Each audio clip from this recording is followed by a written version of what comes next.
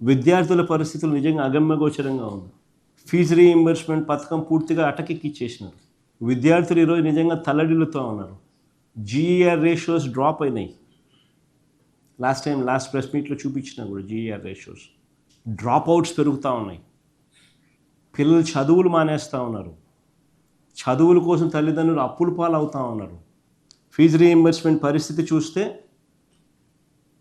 జనవరి ఫిబ్రవరి March quarter 2024, జనవరి ఫిబ్రవరి మార్చికి మా హయాంలో ప్రతి క్వార్టర్ అయిపోయిన వెంటనే వెరిఫికేషన్ చేసి వెంటనే నెక్స్ట్ క్వార్టర్ రాకమునిపే డబ్బులు ఇచ్చేవారు.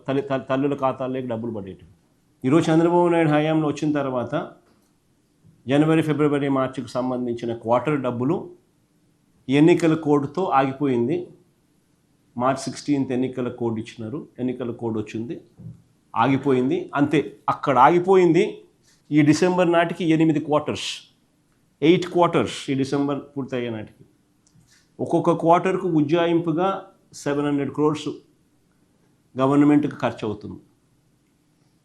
ఉజ్జాయింపుగా 700 crores into 8 quarters 5600 crores ఉజ్జాయింపుగా. ఇచ్చింది కేవలం 700 కోట్లు.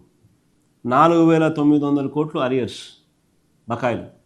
వసతి దీవెన ప్రతి ఏప్రిల్లో మా ప్రభుత్వంలో, ప్రతి సంవత్సరం ఏప్రిల్లో మా ప్రభుత్వంలో 1100 కోట్లు వసతి దీవెన కింద ఇచ్చేవాళ్ళం. అంటే పిల్లలకు బోర్డింగ్ అండ్ లాడ్జింగ్ ఖర్చుల కోసం, పిల్లలు ఇబ్బందులు పడకుండా ఉండడం కోసం, ఇంజనీరింగ్ డిగ్రీ చదివే పిల్లలకు సంవత్సరానికి 20,000 రూపాయలు అదర్ దెన్ ఫీజు రీయింబర్స్మెంట్ ఇచ్చేవాళ్ళం. పాలిటెక్నిక్ చదివే పిల్లలకు అదర్ దెన్ ఫీజు రీయింబర్స్మెంట్ 15,000 ఇచ్చేవాళ్ళం. ఐటీఐ చదివే పిల్లలకు సంవత్సరానికి అదర్ దెన్ ఫీజు రీయింబర్స్మెంట్ 10,000 ఇచ్చేవాళ్ళం వసతి దీవెన కింద. సంవత్సరానికి ప్రతి ఏప్రిల్ సంవత్సరంలో 1100 కోట్లు ఇచ్చేవాళ్ళం. ఏప్రిల్ 2024 ఎలక్షన్ కోడ్ వల్ల ఆగిపోయింది. ఏప్రిల్ 2024, ఏప్రిల్ 2025 1100 కోట్లు 2,200 కోట్లు బకాయిలు. విద్యా దీవెన బకాయిలు 4,900 కోట్లు, వసతి దీవెన బకాయిలు 2,200 కోట్లు. రెండు కలిపితే 7,100 crores డ్యూస్.